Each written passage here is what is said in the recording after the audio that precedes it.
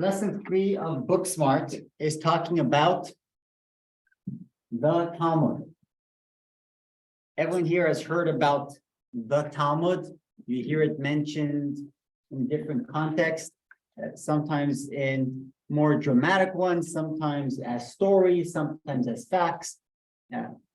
Talmud is what we're going to discuss today, the history or basic history of Talmud, and hopefully we'll have time to dive into an example of what Talmud does as well.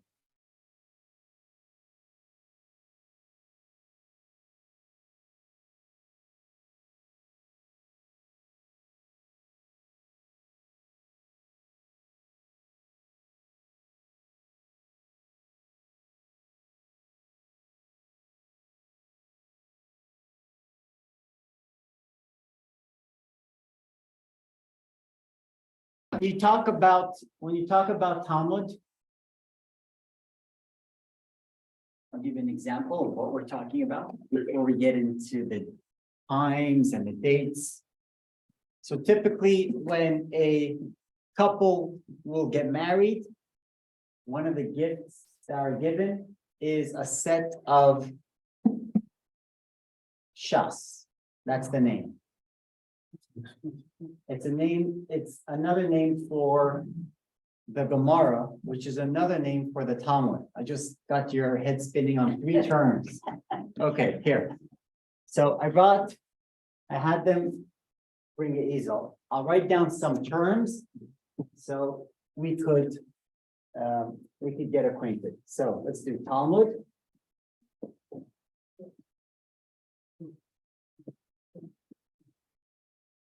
Shas. Let's do first. Yeah.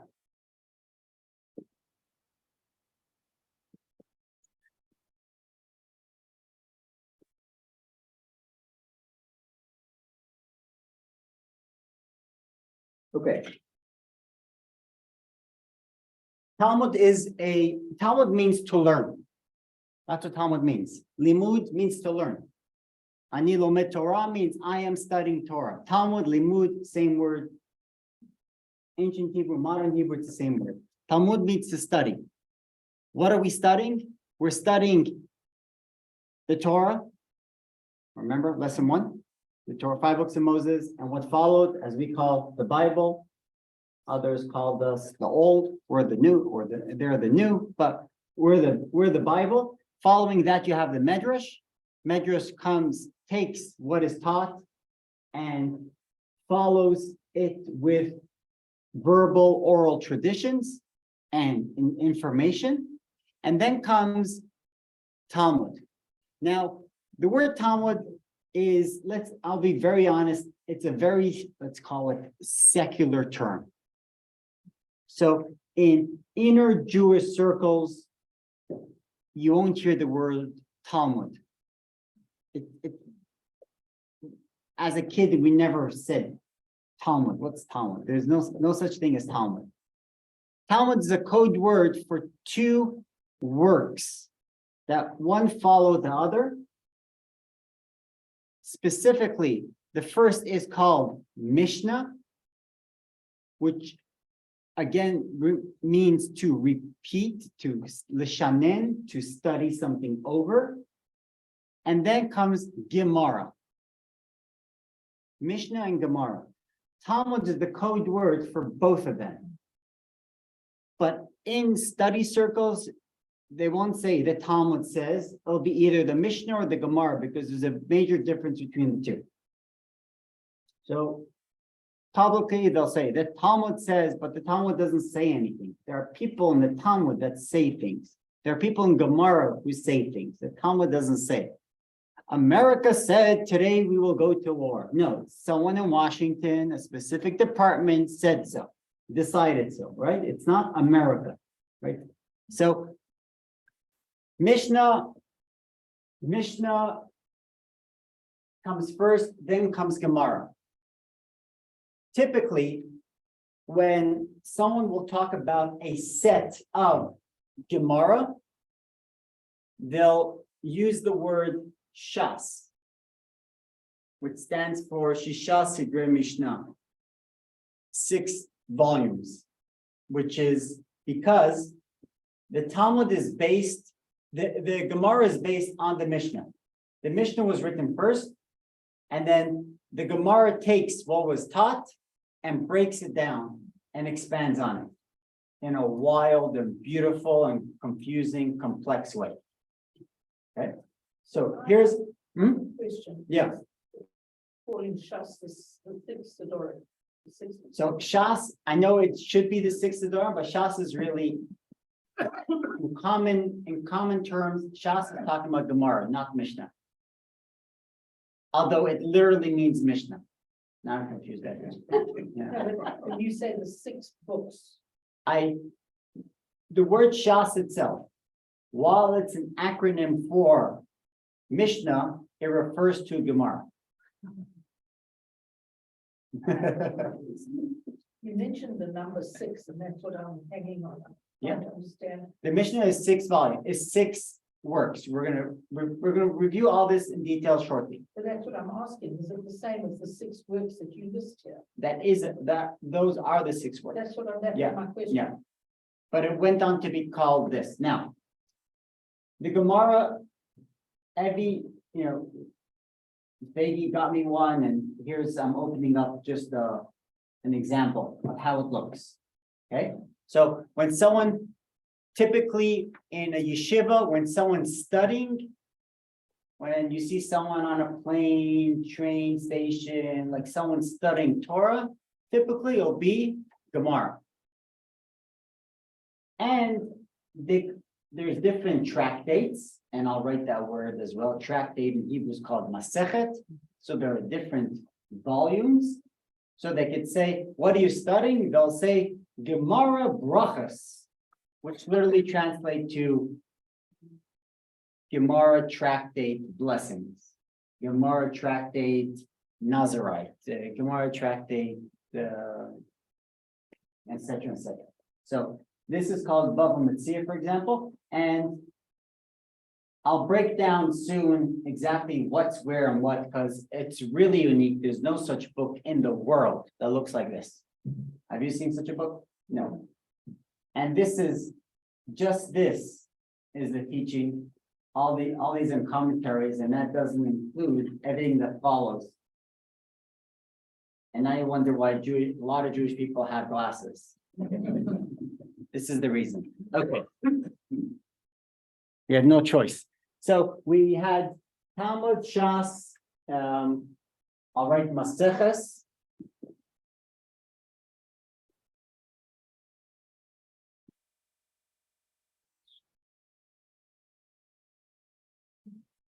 And I'll add some more terms as well, so you are familiar. Okay, let's look at our maps. Everyone should have a map. Look at your map just to put it in the proper timeline, so we know when and what we are talking about. Okay. So you're looking at the orange, the 3, you see? The orange. Now, start from the left, and you have the time that the Mishnah was written. You have the time that Mishnah was written, and following that, you have 2 versions of the Talmud of Gemara that were compiled. I'm not saying composed, I'm using compiled, and again, we'll explain soon why. There's the Babylonian, and then there's the Jerusalem Talmud. So I brought to you the Babylonian. Typically, when someone's learning Gemara, it's the Babylonian. It's not the Jerusalem one. Some are giving a crack at it. It's way more difficult, Jerusalem, and also we'll explain shortly why. You run along the line and you'll see the commentators that added works on the Gemara over time. Rabbeinu Hananel from Tunisia was first, and then goes Rashi, Tosfos, which were many of his grandchildren, You have Bartanura, Shita Mekubetzes, Marsha, Taisus Yantif, Yeshua. These names don't mean anything to you, perhaps, but in yeshiva, we're constantly hearing those names because they'll mention something and they'll throw out, yeah, but the Pnei Yeshua says different, and the Marsha argues on him, and they'll mention them as if they're living beings in our room who are arguing among us. And that's really how the Gemara is treated, not as a dead document, but something that's living, because we study it, we try to figure out what it says, but not just what it says and run along with it, but what it says, what it's trying to say, and really what are the applications of the conclusions they've got to. So while they might be talking about a donkey, for us, it means a Tesla. Okay? Just they're using the terms that they had then. Had they been around, they'll be talking about terms that were around. And so you take these seemingly obscure, outdated terms, but suddenly everything makes sense. And especially next week's class, where we're talking about practical Jewish law, we see how all that comes into play. Okay. So this is our quick map of Gemara. Okay, let's start going into a few terms that we will find useful, and then I'll give you an example of the Talmud itself, of how it looks like. What the Talmud does is recordings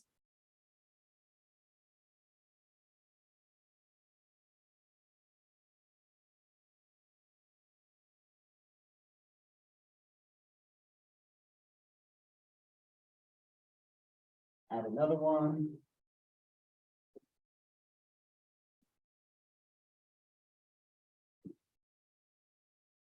The word sugya means a subject. We are, as in people will say, we are studying a sugya. We are diving into a single subject. There will be a machlokas about a sugya. Machlokas means a disagreement. I wouldn't say a quarrel because it's not personal, although there were times that their arguments did get personal, but typically it's not personal. And a pilpul describes a general way of discussing things, of going in and out of a subject and dissecting it, and through that understanding it. So these are things that are done in the Gemara. Okay. Now, the Gemara will have, let's see this. Let's do the beginning, just to give you a clue. This is the beginning.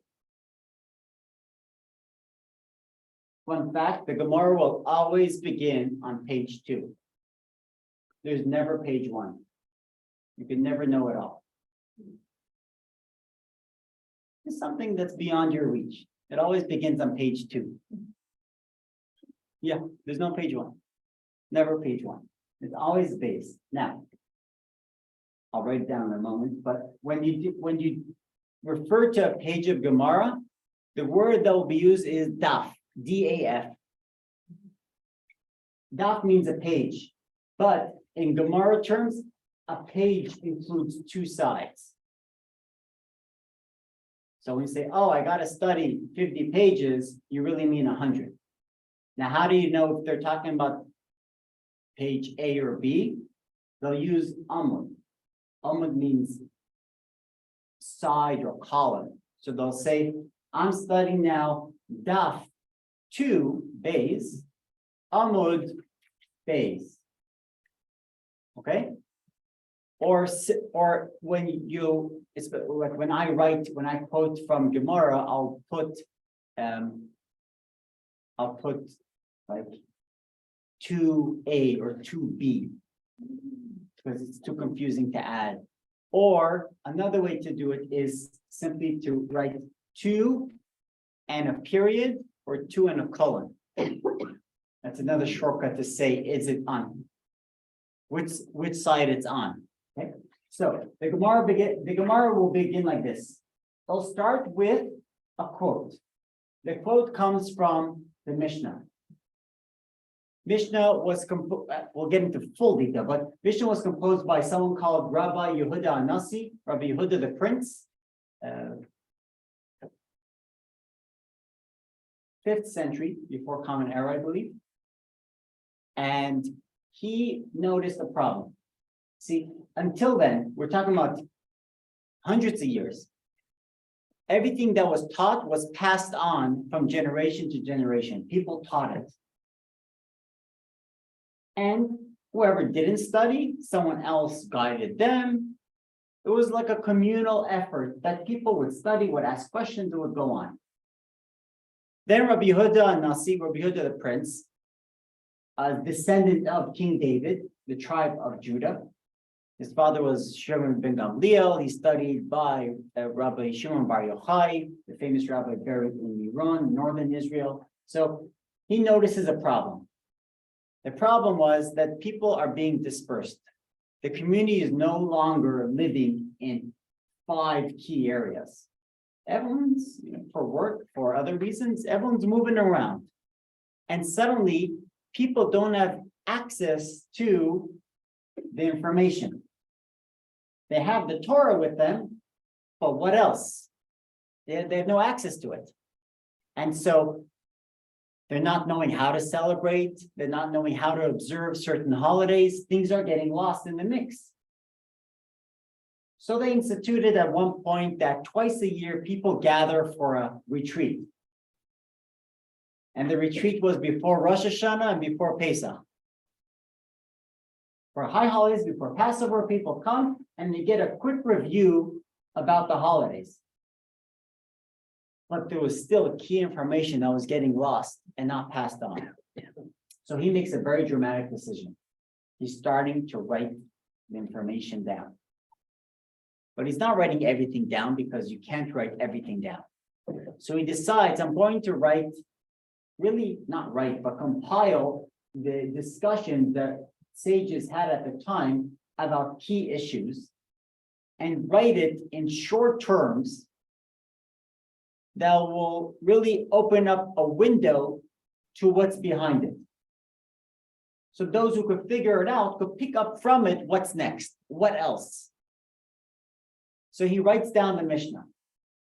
And the Mishnah begins, for example, the chakras, what time do you what time do you read Shema in the morning? You ever wonder what time you could read Shema in the morning? I wonder.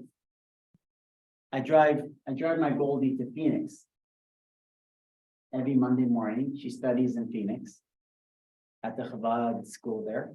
Our school is not that age yet. We're growing, but not that age yet. And we have to get there at 8:30 a.m., which means that with Monday morning traffic, we have to leave by 6:45. So she wakes up at 6, or we hope she wakes up at 6, but we have to get out of the house by 6:45, preferably beforehand.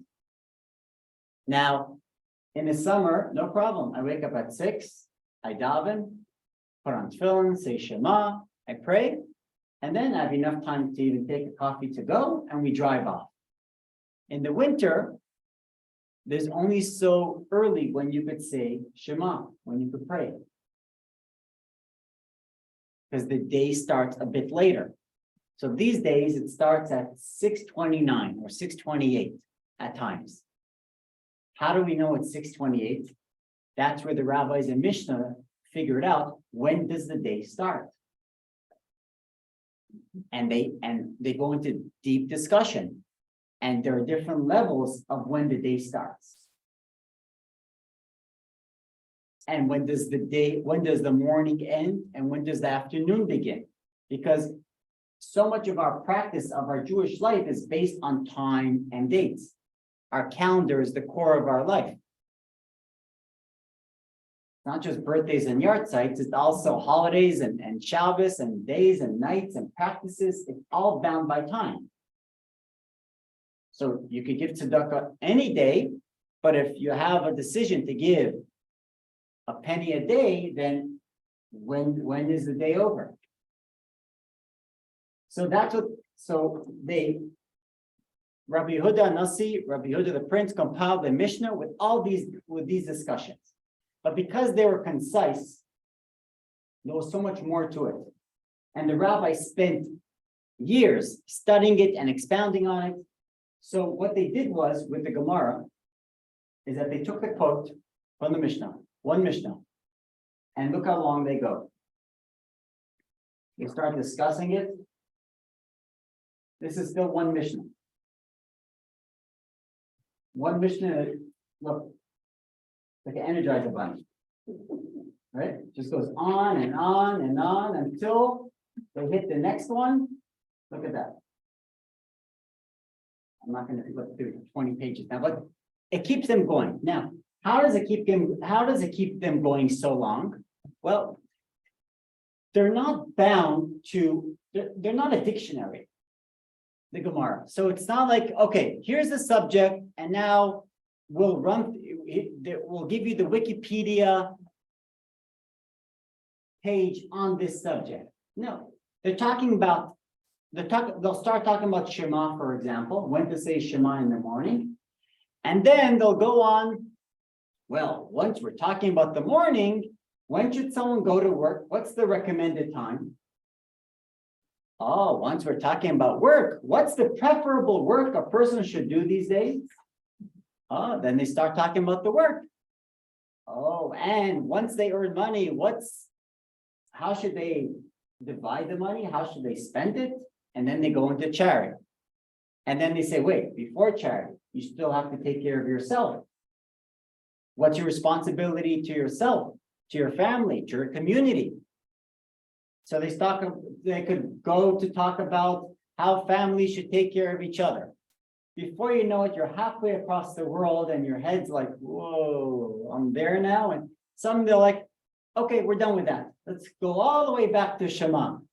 And your head's like, whoa, okay, let me all go all the way back. It's really confusing. But what's wonderful is that it's pretty much the recording of candid conversations people have, real conversations.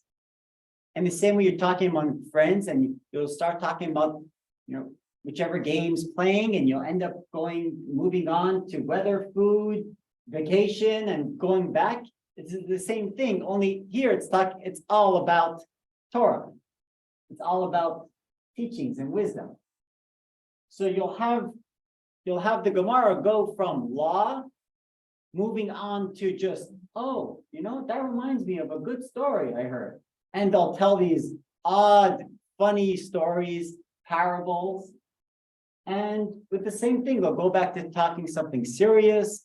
Someone will say something and they'll respond, well, we hear you saying this, but we know that you moved from Israel and you have a whole different approach to how we do things here in Babylon, which is today Iraq, right? So we have a different way of doing things. So they'll dismiss what that person says or spend more time learning before you speak up here. So it's really a full recording of how people talk, how they spoke then in their study halls.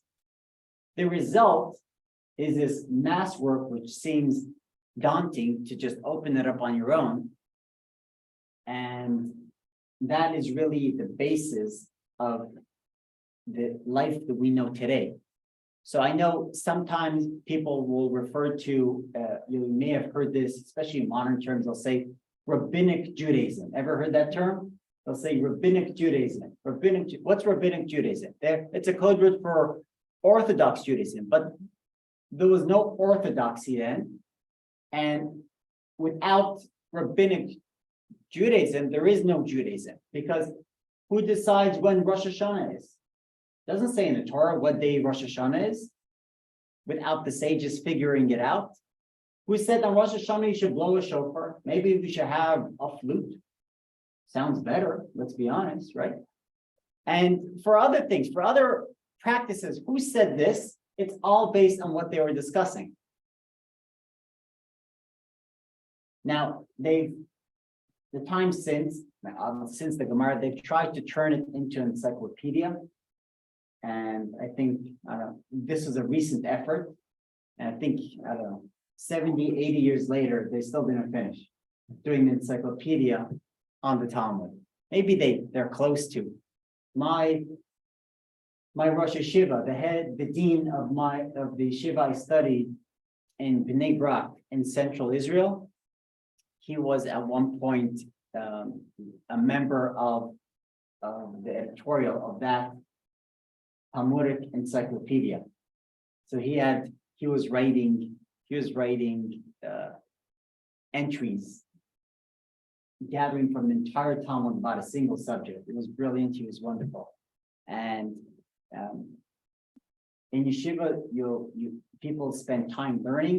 You could wonder sometimes, well, practically speaking, where is that getting you to?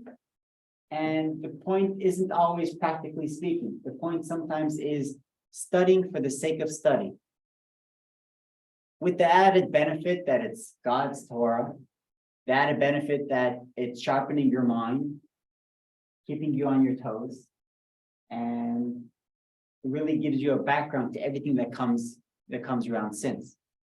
And in fact, there's a practice that people have to study one daf every day. It's called daf yomi, if you heard of that. Is that how you study? I don't study one page a day, but I try to finish one tractate a year. So it would be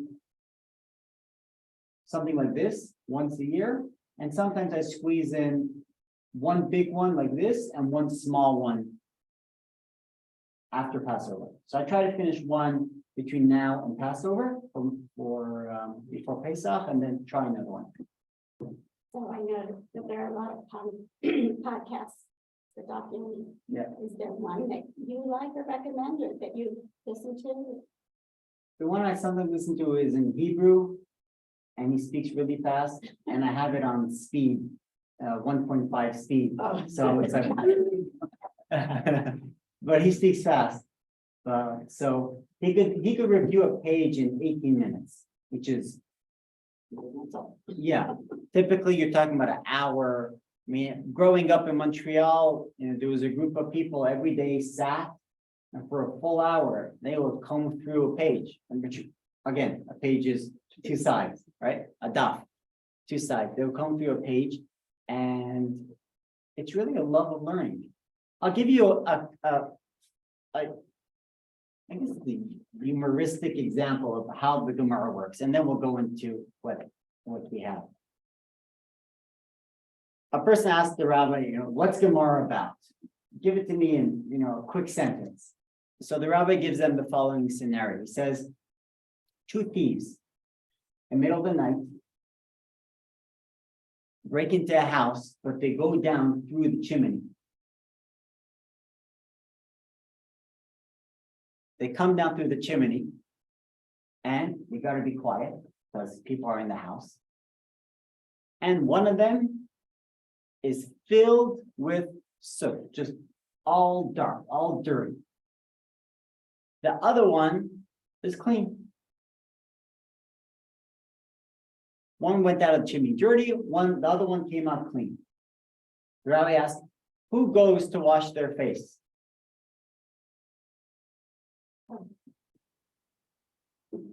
Both?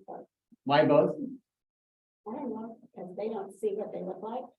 I guess they can talk to each other. No, they can't talk. It's dark. No, they have to be quiet, but there's some light in the room. So one's dirty, so the guy says, the guy that's dirty goes to clean himself. No, the rabbi says. See, the guy that's dirty is looking at the guy that's clean and assumes if he came out clean, I'm clean. So why would he go wash his face? So he says, what's with the other guy? He says, oh, so the other guy goes to wash his face because he sees the other guy is dirty. He assumes he's also dirty. He go washes his face. So the rabbi says, well, how is it possible that one went out clean, and one came out dirty. That's not possible. They went through the same dirt. So he says, oh, in that case, I guess they both come out and they both wash their face. Because he sees him and he sees him, and goes wash face. Rabbi says, you don't get it. They're thieves. They're here for jewelry. You think they care how they look like? You think they care if they're dirty or not? They're here for the jewels. They're running out. They're not busy. Who's clean? Who's dirty? Who's this? Who's that? So it's an example how the Gemara takes one subject and twists and twists and twists and twists and twists. Just to say that just because something is clear and certain does not mean it's so. I feel like studying Gemara also gives people this healthy, I can't say skepticism, but a healthy dose of reality when looking at a subject. You know, you hear people saying, oh, they said on the news this. And so critical thinking, call it. Always questioning who said, possibly not. Doesn't have to be so. We're not doubting what you're saying, but you saw that, which could be true, but also could be just part of the story. And it's just a way of thinking that spills into pretty much every other aspect in life. Sounds like a Tevye conversation. A Tevye conversation. On the other hand. Yes, on the other hand. But on the other hand, Yep. there are like 10 other hands. Totally Tevye, yes, yes. Let me add here Daf and Amud, just so you have it.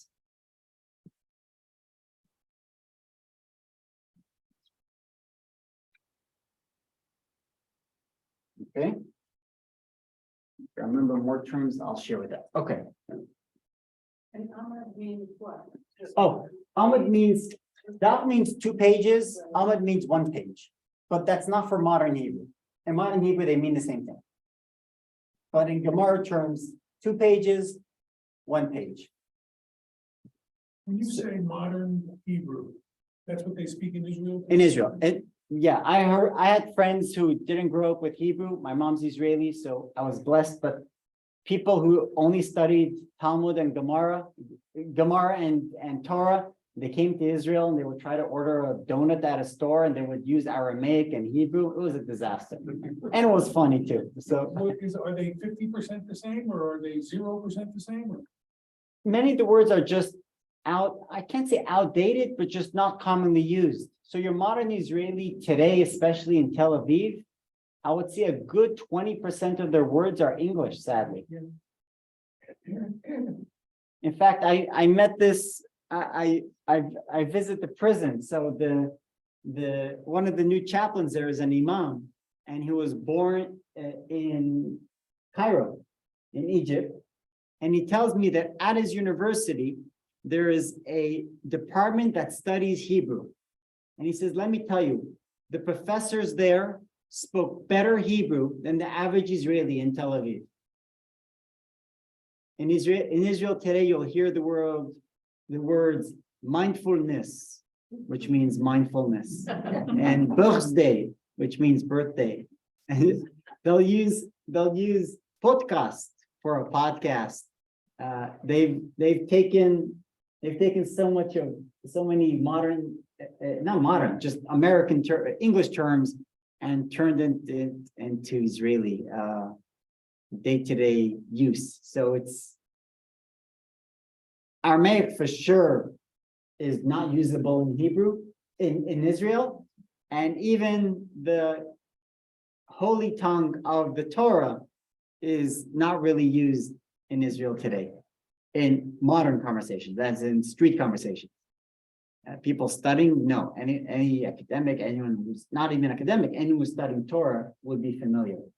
But you use the word amai, which means why, but they'll look at you like, what language are you talking about? So if someone read that book, buying his daily donut, would they understand each other? I mean, use the words in that book while buying his daily donut? No. I mean, maybe they will, but they'll overcharge you, just they'll figure you don't look them. And they're good at that in Israel. It is the Middle East after all. Okay, now, should we show you if you turn to page 96. Have it open? Oh, you have it open, perfect. So you see the Gemara I just showed you. And you have a full breakdown of what's what. You have it on the screen, you have it in front of you. So, as I showed you, here is the Mishnah. They're asking in this, for example, this is from Tractate Shabbat, Maseches Shabbos. Did I write Maseches? Yeah, I wrote Maseches. Yeah. So Tractate Shabbat, and their opening question here is, with what do you light Shabbos candles, and with what don't you light Shabbos candles? Why are they asking? Because you want to light Shabbos candles. The point of Shabbos candles is for the light to last, especially then there were no electricity. The light is what you ate the meal around. So they go into detail what material could be used, what oils could be used, and they go into detail on what types, yes or no. And then follows B, the Gemara discussing it. Over here, they called it D, I guess. Yeah, they called it D. Over here, you have Rashi, the famous French commentator, the foremost commentator on Torah, Mishnah, and Gemara. That's Rashi. And then you have over here, you have the Tosfos, his grandchildren. It's more like a large group of people who followed up on what he taught. Actually, C is Rashi, D is his grandchildren. Yeah, thank you. And they followed up. So you look at the sides, the ears of the Talmud, you have here all these additions referring you to where this is mentioned in Torah. So as remember, everything has to have a source. No source, no use. Okay, so they'll mention the source. They'll mention where else this is mentioned, where else this subject is mentioned, so you could cross-reference. Then there's what else? Torah or Shalom, that's the Kuti Rashi. The mitzvahs that are referred to here, Rabbeinu Hanano is E, which I told you was the first one who wrote a commentary. So you have all these wonderful writings, and then as I showed you in back of the tractate, you have this on 97, you have others like Riv, Rambam, Maimonides, commonly called the Rosh, Marshal, Maharam, all these other people who wrote more. And don't forget, these are just the people who made the cut into the book. There's easily another 100. I'm not talking about people living today. Another 100 who wrote worthy volumes about the Talmud, just for whatever reason they weren't included at the time. Wasn't accessible, wasn't clear, wasn't for whatever reason. So these are just included. So this is just a quick review on that. Here's the Gemara. They call it the Talmud, but the Gemara has 63 tractates, so 63 Masechtot. Today, with the translations, you have Hebrew, you have English translations, and you even have a Hebrew translation on the Aramaic. And let's say that I have at home, I have the Steinsaltz version, which is called Koren. He was, I could say, the first who really gave a crack at studying, because if you look at the text itself on page 96, you'll see there are colons, but there are no commas, no question marks, no exclamation points, no vowels, of course. So it's really difficult to figure out what's a statement, what's a question, what's an answer, what's a comma, what's an addition, what's a quote. It's just one long text, and it was written it was composed so long ago, they figured whoever needs to know will figure it out on their own.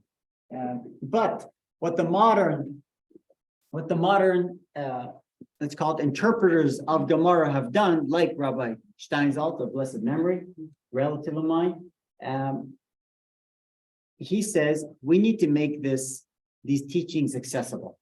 It should not be just for a select few who merit to grow up in Orthodox settings or are pursuing rabbinics and have access to it. He says, I'd rather people know what it says than spend the time figuring out what it says. Or, to rephrase it, I'd rather people spend time on figuring out what it means rather than what it says. Make sense to you? Huh? Figuring out how to use what it says. How to use it? Yeah, but also the simple meaning of it. So so I know this word says that, but what does it mean? And what's next? Yeah, as you say. So he provided a Hebrew translation for the Talmud, followed up with the English translation. At the time, I'll be honest, he was outcast for it. Really shunned by, let's call it Haredi or more ultra or more strict groups, especially if I want to single them out, the Lithuanian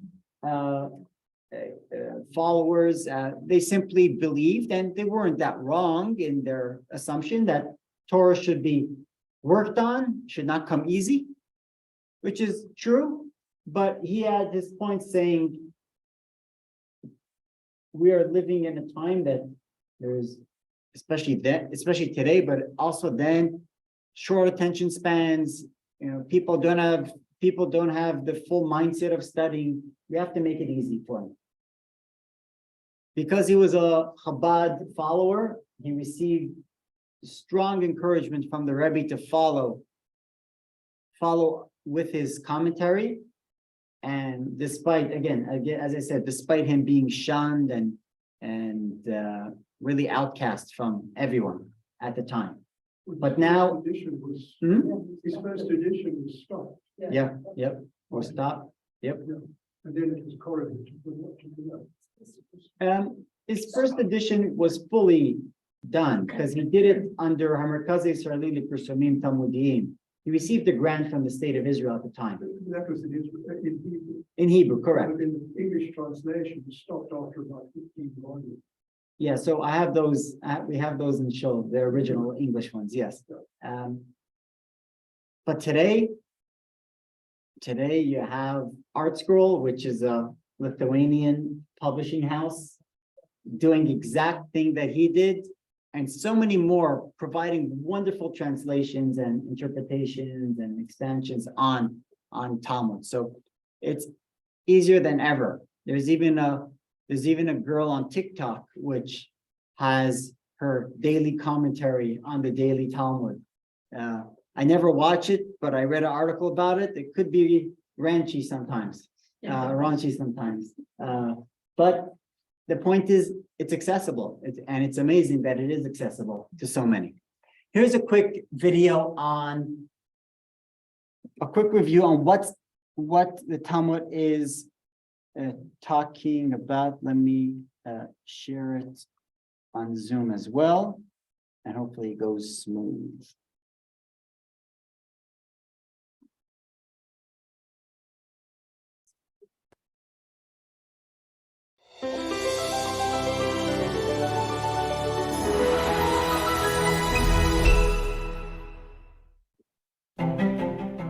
This is the Talmud.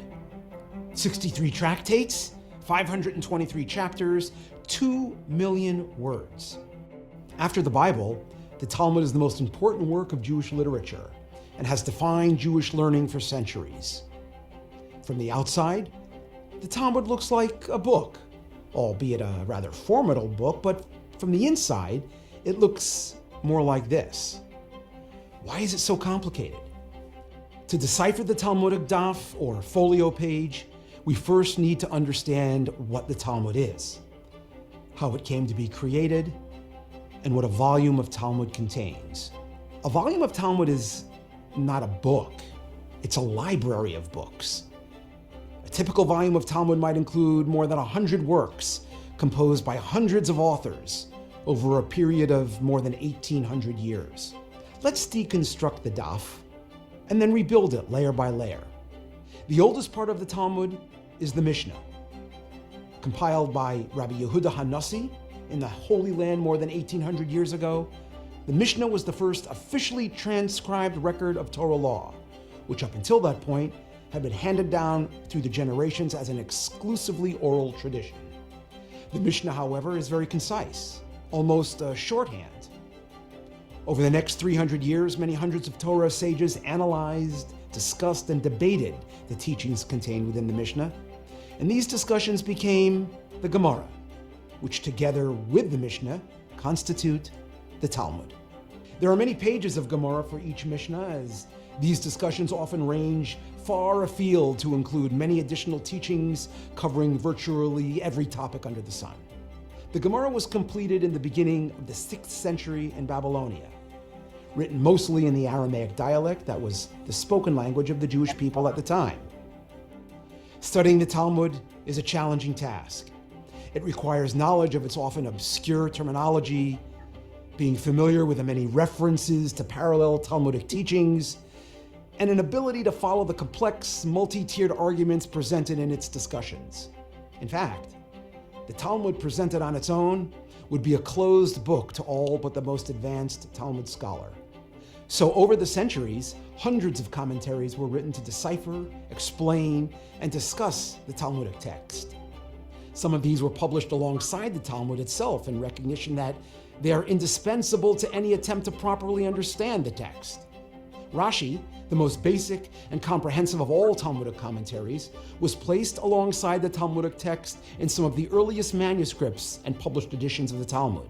But when one Talmud scholar writes a commentary, other scholars will offer alternative explanations or have additional questions and issues they feel the need to address.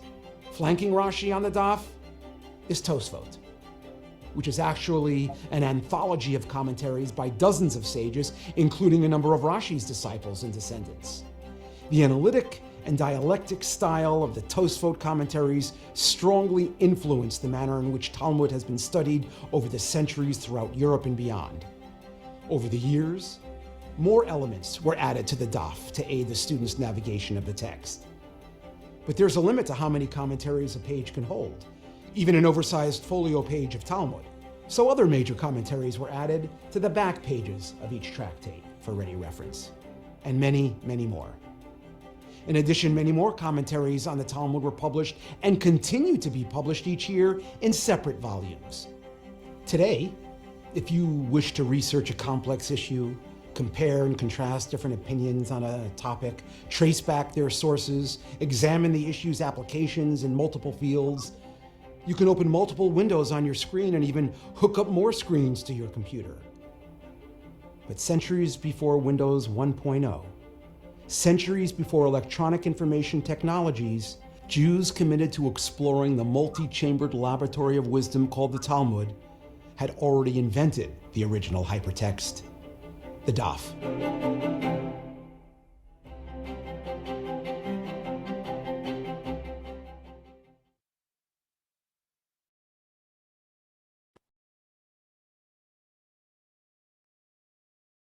Thanks for that, joining the fun ride.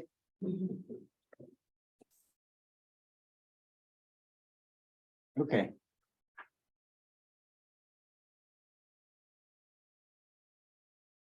So we said already that we already described the Talmud, what it is, what it overview, what it contains, an example of what they are. If you look at page 99, let's look at how Maimonides refers to the Talmud. He writes, all the commandments that were given to Moses at Mount Sinai were given together with their explanation. The explanation of what is called the oral Torah, Torah Sheba'al Peh. Moses transcribed the entire Torah by his own hand before his passing, but he did not transcribe its explanations. Rather, he instructed them to the elders and to his successor Joshua and to the rest of Israel. This is why it is called the oral Torah. From the days of Moshe until Rabbi Yehuda Hanasi, no one composed a text for the purpose of spreading, teaching the oral Torah in public. Rather, in each generation, the head of the court, the Bedin, or the prophet of that generation, the Navi, would write them down on his write down their notes of teachings they received from their teachers and would teach them orally to the public. Similarly, each person would write down for themselves, according to their ability, the teachings that they heard regarding the explanation of Torah and its laws, as well as new concepts that were deduced in each generation using the 13 rules of biblical expansion, right? We discussed those. And accepted by the high court, so continue until the time of Rabbi Yehuda Hanasi. But then there needed, as I described earlier, there needed to be, this is text 2, you can look at it briefly. We arrived at a time where everyone was dispersed, and as I said, there needed to be a more organized way of passing along the information, so it's not lost, but also it's not diluted and it remains true. And so that's when the Mishnah was transcribed. Let's look at page, what page is this? 102, I believe. You see figure 3.2? No. Next page. Yeah, perfect. Page 104. Look at page 104, and it tells us what was in the Mishnah itself. You see, you have 6 tractates: Zraim, Moed, Nashim, Nezikim, Kedoshim, and Taharas. Each of these, this focus, although it could touch on other things, but it focuses on different subjects, and all those were the basis of the Gemara that followed. Now,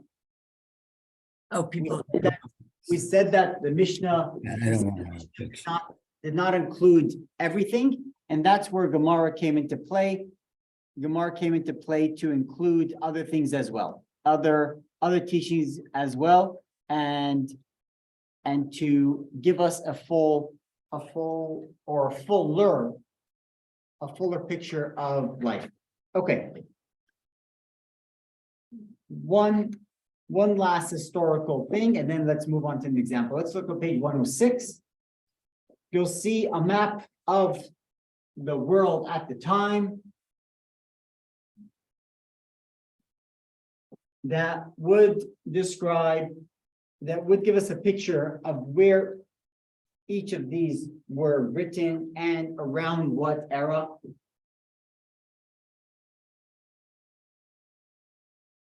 You see, you have the Mishnah, the Talmud Bavli, Babylonian Talmud, Talmud Yerushalmi, the Jerusalem Talmud, and because they were divided at the time, they weren't living near each other. The community kept moving around in these spots. You have Jerusalem, Beit Sharim, Tiberia, Tiberias, Damascus, and then you go on all the way to the right, and you have what is today Iraq. You have Baghdad, Sura, Narda, Pumbedisa. There are some great study groups in, for example, Pumbedisa and Narda, huge groups that studied there, and they gave us what we have today. Now, let's go into the inner workings of Mishnah and Talmud. Let's turn to page 107. Okay. Yeah, go ahead. There's no difference in the study of Talmud depending on the affiliation of the Jewish people today. There's no Talmud for the Mizrahi communities or no Talmud for the Ashkenazi communities. Luckily, not yet. No. Okay. Was there at any time a division? No. Okay. So Mizrahi communities were studying the same Talmud that Ashkenazi communities were studying. Back then, there were no Orthodox, Reform, Conservative, Reconstructionist, the renewal shall continue. It was just the Jewish community at the time. But we do see, for example, a division between the Rashi commentaries for the Ashkenazi world and the Rambam commentaries for the Sephardic world. Not necessarily. There isn't a disagreement on, let's say, Rashi and you mentioned Rambam, for example. The disagreement would be on certain practices when it comes down to practicality. I'll give you a popular known example. Eating rice on Pesach. That's an easy example. So it would come down to that, to saying, okay, we won't do it, but we don't see anything wrong if you do it. So either that means we're not thinking that someone's coming around and sitting around and looking at, okay, what's the modern trend today in the world? Right? What's the BBC writing, or what's, I don't know right now. Okay, so let's rewrite some stuff. Well, let's be a bit more politically correct. It's not that kind of approach. So there are difference of practices or customs, let's call it, minhagim, from different communities. But Rashi is not touched, is studied, but is not changed, is not edited. Okay. How does the Mishnah work? That means, how does the Talmud, how does the Gemara and Mishnah work? I mean, here are examples on how they take something and they'll move it whichever direction needed. And it just shows you how authentic things have to be. And if not, it's dropped away. The Mishnah has to work. The Mishnah needs to be able to make sense with other teachings. You can't say that the morning for Shema begins at 6:30, but the morning doesn't begin for eating breakfast. If you say the morning begins at 6:30, then the morning begins at 6:30. You can't contradict something else. It has to go backwards because you have to find its source. Where is it coming from? And moving forward, it has to be something that could be practiced. If you're not able to do it, then it has to be reconsidered. Now, I'm sure you'll say, well, technically there are so many mitzvahs today in the Torah that you can't practice, and that is true. There are 613 mitzvot in the Torah. Majority of them you cannot practice. I cannot practice. None of us can practice today. Just simply because some mitzvot are given just to the Kohanim, just to the priests. Some of them are just for Israel. Some of them are just for Israel in the Holy Temple. And some of them are just for Israel in the Holy Temple at the time of the Holy Temple. Some of them are just in Israel during the times of the Holy Temple if you're a landowner. What's left today, I forget the exact number, but it's like in the 80s, and even that, some things I can't do, some things you can't do. Like it's not, there's not, I'm not saying so little left, but the teachings that are not applicable should not be saying, should not be put into that category of we can move them forward. We can't move them forward at this time. But any teaching should be been able to be practiced in some way. Okay. Now you look at 107. So you see, for example, these are terms that are thrown around Gemara constantly. You have the term minohani mili. From where do we know this word? That's in Aramaic. Mili is word. Where do we know this word? As in when someone will say a law, they'll throw out, where do we know this from? And they have to come up with a source. They'll throw in bima kami pligi. What's the argument about? You're saying this, you're saying that, but what's the core of your argument? That's the backward part on the top. Let's look forward on the bottom. You have it in green. Ibailuhu, the Mishnah says that how would we understand the rule in case A, but what's with a similar case, not exact case, but similar to that. So case B and C, what would you say then? For example, a person should always walk straight. Let's say they say, when you're driving on the highway, on the street, always walk straight. Sounds like a good rule, right? That's the law. You're not supposed to cut into the other lane, yeah? But what if there are potholes? Oh, that's a different story, right? You ever saw the graph, the difference between a drunken driver everywhere in the country and in Tucson? No, you've seen it? Drunken driver around the country drives in zigzags. The sober one drives in a straight line. And Tucson, the sober one drives around the potholes. And the drunk one drives straight. So it depends. Tashma is when one quotes someone else saying, we have studied in something called brisa. I didn't mention it because that's just one more term, but brisa are things that were not included in the Mishnah. So they did not make the cut of the Mishnah, but they were still around and available, and so they're quoted in the Gemara.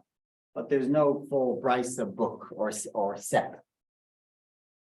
Should I quote? Let's look lateral, how they make sure that's lateral. Tanya Tanu Rabbanan, they'll mention in study with Minu, and we have seen contradictions on these two teachings.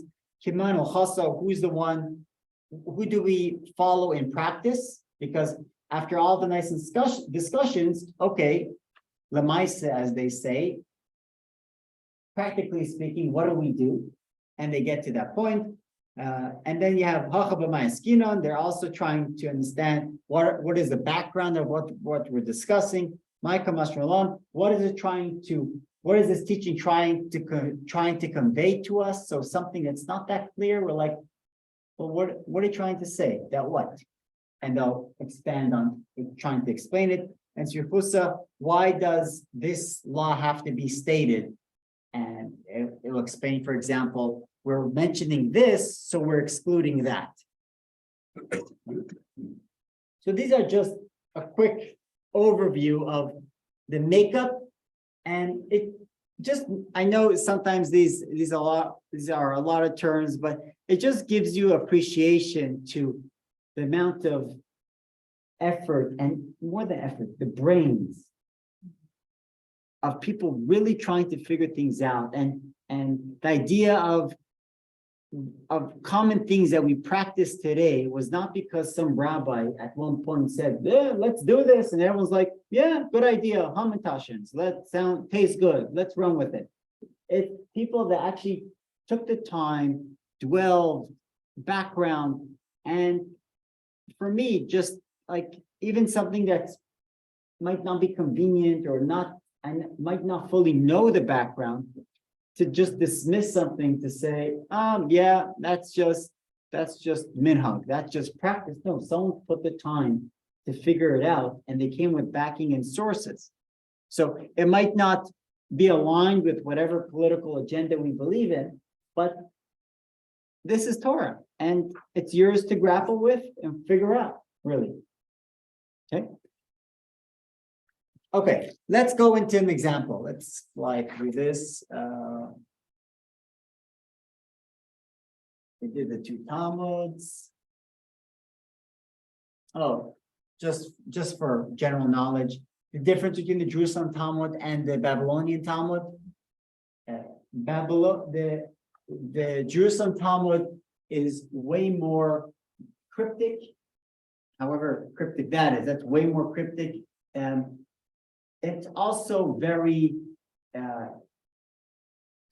more concise, I should say, and it could even be called abrupt at times, just like this. All right, let's move on. We assume that people that studied in Israel were, I don't know if they use the word smarter, but were a bit more advanced in their knowledge, and they didn't need these ongoing discussions to figure things out. The Babylonian Talmud has this long road to get to subjects and figure things out. And it encompasses also so much more. And it's, for us, it's practiced way more. It's used for our studies more than the Jerusalem Talmud. Okay, Rabbi, you Yeah. said there were, I think, 63 tractates in the Jerusalem Talmud, Babylonian. the Babylonian Talmud. Yeah, Are there the same number in the Jerusalem Talmud? no, I think less. I don't remember the number. That's how unfamiliar I am with the Jerusalem Talmud. I don't know of a single yeshiva that studies it. Not that it's discarded, but it's just not studied. Yeah. But you could find that information anywhere. It's easily accessible. Jerusalem's Talmud's compared to searching in a lighted room, and Babylonian Talmud, I guess because they were exiled, it's like searching in a darker room. That's how they compare the two. And also, they compare it to different approaches. One is gracious. I won't get into that. Let's move on. Okay. We mentioned the word sugya earlier, so we don't have to do it now.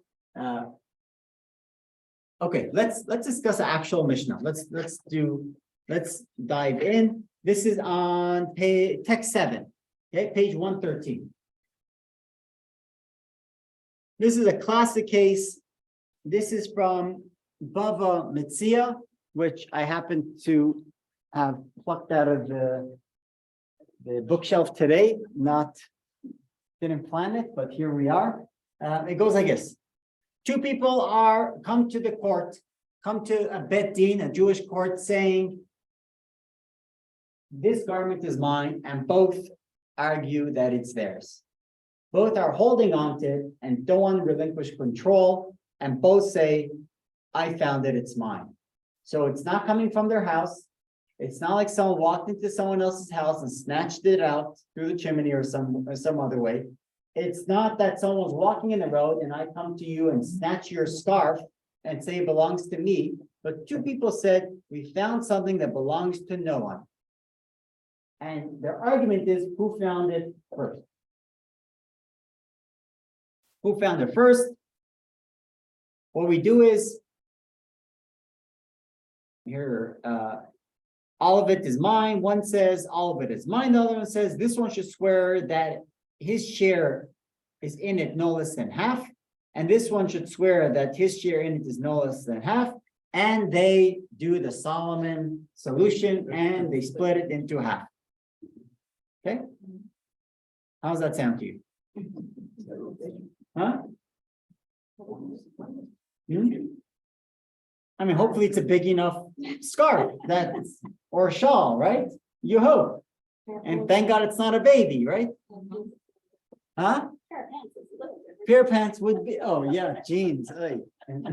Who chose that picture?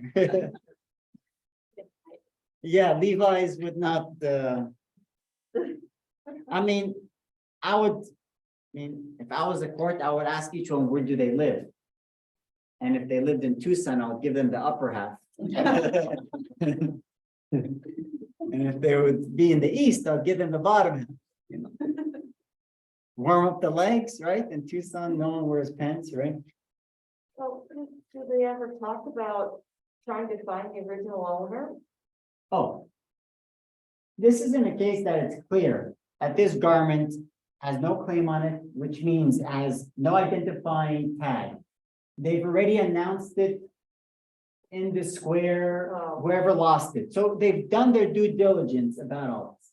If it was any other case, as I mentioned, if someone walks over and snatches something out of your hand, they don't have the right to say it's mine.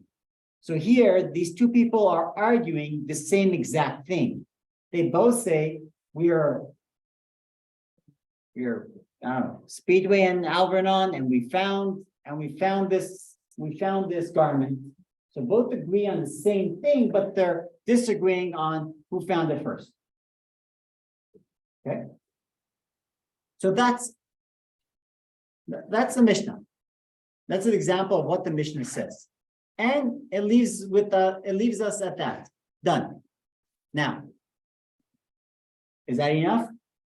Never.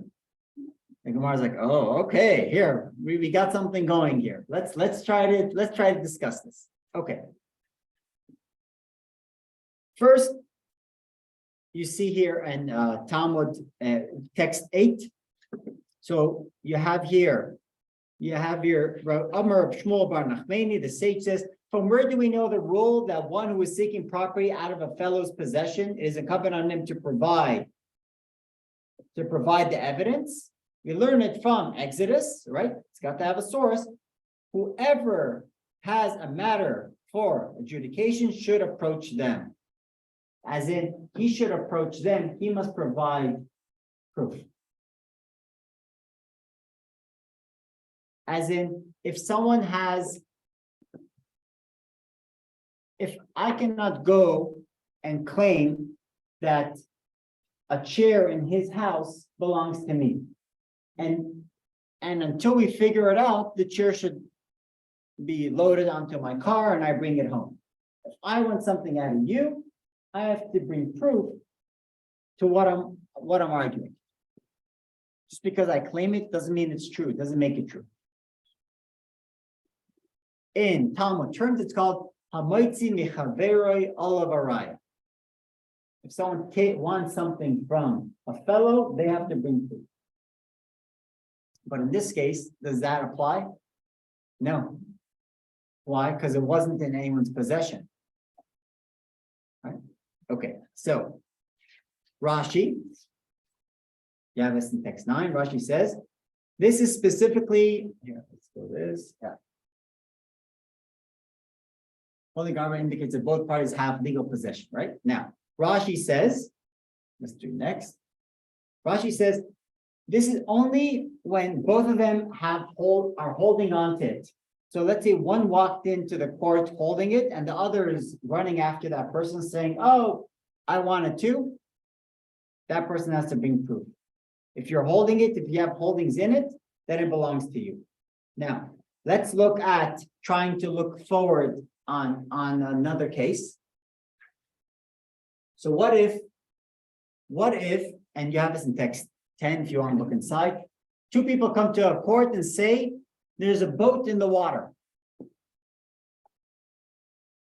Boat, a yacht, whatever you wish. There's a boat in the water, and one says it's mine, the other says it's mine. And one claims, one demands, size it until I'm able to bring witnesses that it is mine. I don't want it sailing away until we figure this out. So do we size it or not? No. Why don't we take it? And there's an argument here on why, but why don't we take it? Because it does not belong. No one has it, really. It's not like one of them is living on the yacht and one of them isn't. Both are saying that belongs to us. Maybe it belongs to none of you. The car outside, the first parking spot belongs to me. Who said? You have the keys to it? No. Have you driven here? No. So why do we have to get involved? So in such a case, the rule is called the Olim Gvar. It's a case where we say that it's not our responsibility to get involved, to intervene. Let them figure it out on their own. Or let someone come and provide proof. Now, compare this to the previous case of the Levi jeans, if you will. Compare that. How do you compare the two? One, it's in someone's possession. One is not. However, in both cases, there is two people are arguing the exact same thing. But in both cases, they don't have proof. Okay, so you have a similarity, but we're saying it's not the exact same. So we try to go lateral to see how would this, what you just said here, how does that apply there? And we say, well, to the boat, it wouldn't apply. So we say, okay, let's keep probing elsewhere to try to figure out. Where do they go elsewhere? They look to another case. And this other case would be called the case of the contested deposit. And you have this in text 12 if you wish to look inside. It goes like this. Two people go to a third person. Let's call him the bailiff, okay? And each one of them deposited with him 100 dinars, coin at the time, and another gave him 200 to keep. Then this one says the 200 are mine, and later, as they're going to collect again, the other one says the 200 are mine. Both are claiming that they gave 200 to the third person. We're talking about a case that the third person, for whatever reason, has no documentation, didn't sign, and sadly does not remember what happened, which happens because they could have gone to do business elsewhere and they came back after 2 years, 3 years, 5 years at the time. You know, time went quick then and they came back. Now, what do you do? What do you do then? You have to hold on to it until you can find it. No, what's that? But could we compare this to the first case of the jeans? Why, in some way, yeah. Both are claiming ownership of something. Both have a stake in it. There's no doubt that each one gave 100. It's the additional 100 that we have a problem with, but 100, there's no argument there. It's not like one person saying, I gave 300, and the other person says, I gave 100. Someone here is being greedy and asking and wanting more. Now, could we say that each of them is holding, is in possession of the property?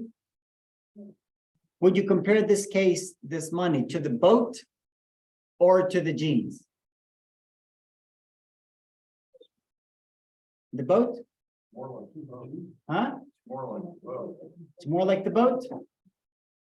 Anyone arguing the jeans? Sort of in between. Two saying neither? Neither. But you know for sure that $100, they gave $100 each. Mm-hmm. So there's no contest over the $100. Give each of them $100. And the basic contest is the $100 that's left. That's Yeah. Because each of them appointed a third person as the banker, they in a way have holdings through him of the money. It's not like one of them walked off the street, this total stranger says, yeah, the 300 you have in the front desk of your in your office belongs to me. No, both of them appointed him. There's no argument that these people are real, were there earlier and deposited money. The question is how much? So this would be compared more to the jeans than to the boat. The boat, there's no holdings. Over here, there's a holding through a representative. However, unlike the boat and unlike the jeans, there's actual proof, as in not proof, but knowledge that money has been transferred from both parties to the pot. The question is how much? So what do they rule? They rule as follows.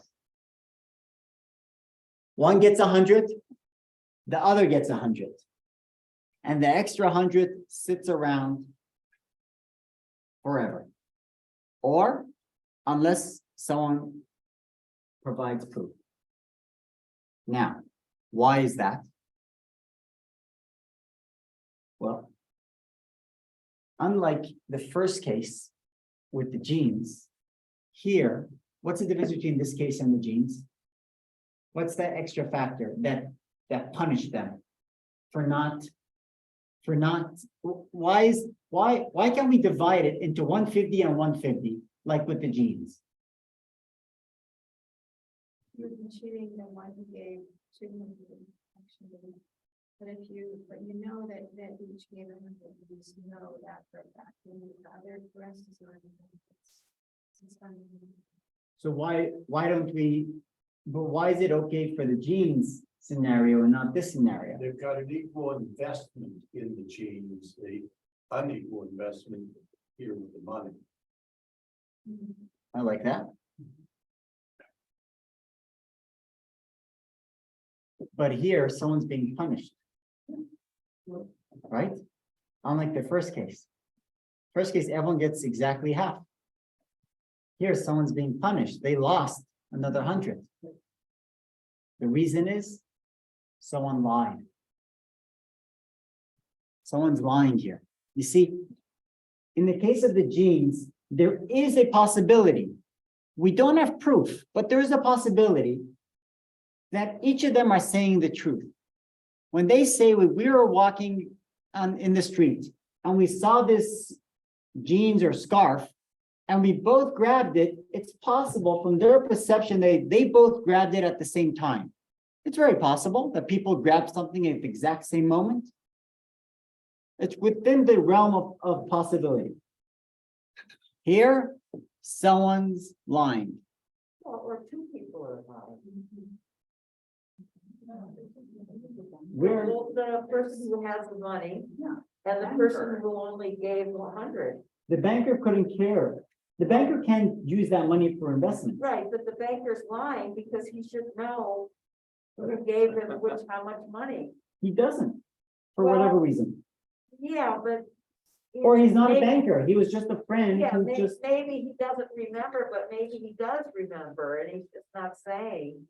So, for example, this money, this extra 100, when it says that it should be kept, that means that the third party cannot keep it and use it for himself. Right. It's typically given to a Jewish court.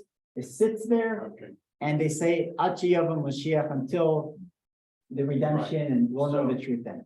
Addressing your point, there are not two, but three people involved, and it's one of any of the three that's lying. Either way, someone's lying.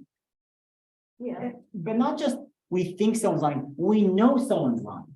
There's no question here that someone's lying. With the garment, it's possible, but it's also possible that they're telling the truth. And the fact that they're both holding it and insisting on it, it makes sense. Here, there's no question. There's no question. And so a punishment is imposed. A punishment is imposed, and we hope until one of them comes around and admits, changes their mind. But this is just an example of one case, how it's taken up, down, right, left, all around. What time is it? All right, we have 4 minutes left. Let me give you one more point. One more point. Hanukkah, we light Hanukkah candles. We're all familiar with that, right? There are 8 days of Hanukkah. Every night we light one more candle. Where does that come from? It wasn't always that way. Well, go back to Talmud and the Gemara, and there's a discussion between the school of Shammai and the school of Hillel, two famous school yeshivas. And Shammai says, the first night you light 8, the second night you go down to 7. And Beis Hillel says, man, that makes no sense. That's not exciting.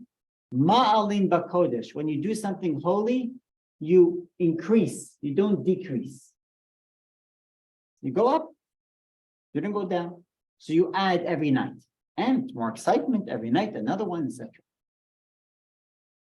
They're arguing, and they have to figure out what will be done. Well, they ask heaven, who's right? And a voice comes from heaven saying, both are right. Now, how could both be right? It's either this or that. And that's another key to understand about Gemara.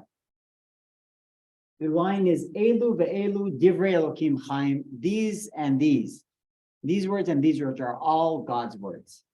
And the meaning is that if a teaching has backing, has sources, is said by following tradition, they're both holy. Although they could contradict each other, they're both holy. Now he's saying, practically speaking, how could both be right? Well, the world, as we know, wasn't created with a single attribute. You have the chesed, the kindness, and you have the gvura, the strength. You have discipline and understanding and compassion, right? And we have that in ourselves as well. There are times that we're morning people and night people, right? We're different modes. So Shammai was approaching this teaching from one way of thinking, backed in sources, and Hillel was from another way of thinking. Now, how is it that majority of the times Hillel gets their way? Well, practically speaking, you have to say thank you, because Hillel was always more lenient and more fun. The school of Hillel was way more compassionate, understanding, tolerant. Shammai was strict, a bit more like the Jerusalem Talmud and the Babylonian one. Hillel was more understanding. So how did Hillel get his way? Well, there happened to be, and it's not something they could have figured out in advance. When they decided on these subjects, they went on the majority at the yeshiva at the time, at the study hall. And it just so happens, the majority happened to be Hillel when they were discussing these topics. And there are 18 times, I believe it's 18 times, that Shammai wins their way. That's it, just 18 times that they get their way. And it happens to be that those times they had the majority. But it's not like, okay, so let's pack the court, right? And let's figure this out. What happened back then was that we see God's hand in everything that happens. So the fact that there was a majority at the time that ruled the Hanukkah should be an increasing activity and not a decreasing activity, we see the hand of God involved, which just highlights what we already learned in the past, that the study of Torah has and remains to be a partnership between God and us. And the Torah sets out the rule, and we try to apply it in different scenarios with a boat, with Levi's jeans, and any other case. We try to apply it, we try to find a relevant to apply it. And we believe that if we believe correctly and we act correctly, Hashem's hand is involved in what we do. Because in the end of the day, the line goes, Ein ladayan ela shema she'eina bra'ot. Judge could only rule according to what he or she sees. But if you believe and you care, you believe that Hashem guides us in the right direction. And that's what we believe they've done. And that's what we try to do on a regular basis as we study. So that's our class for today. Thanks all for joining. And see you next week for halacha, Jewish, practical, actual Jewish law. And I'm obviously going to stick around.